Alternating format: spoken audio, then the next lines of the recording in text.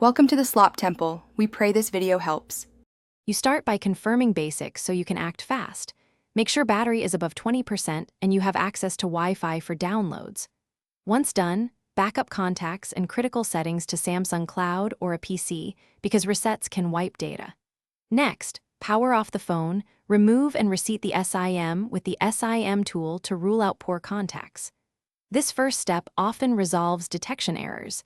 It's simple and prevents unnecessary software changes. You now move into targeted checks.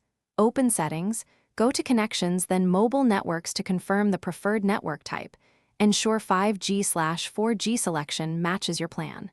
Then reset APN to defaults or enter your carrier's APN exactly. Incorrect APNs stop data. If problems persist, reboot into safe mode to see if an app blocks connectivity. Make sure to test with a different known good SIM if possible, because that isolates hardware from software issues. Finish by performing a network settings reset from general management. This clears radio configs and often restores service. Restart the phone after the reset. If service still fails, check for system updates and carrier settings because bugs and provisioning errors get fixed by updates. As a last resort, do a factory reset after confirming backups. If nothing works, one key troubleshooting tip: test the phone with another carrier's SIM. If that SIM works, the issue is provisioning with.